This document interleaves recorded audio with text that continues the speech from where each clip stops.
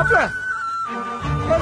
இது நம்ம வந்து கல்யாணம்யா உன் தங்கச்சி கல்யாணம் எந்திரி மாப்பிள எந்திரி மாப்பிள ஐயோ யாரோ எவரோ மாதிரி வந்து உட்காந்து சாப்பிட்டு இருக்கீங்க மாப்பிள வாயா அக்கா அங்க பாரு நம்ம இவ்வளவு பேர் இருந்து கூட கூட்டத்துல அண்ணாத மாதிரி உட்காந்து சாப்பிட்டு நான் எவ்வளவோ கூப்பிட்டு வரமாட்டேங்கிறான்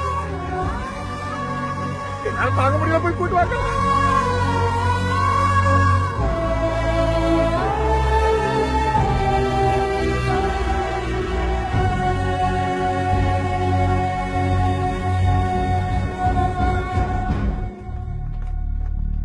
சொந்த பந்தத்துக்கு தான் சொல்லி அனுப்பணும்.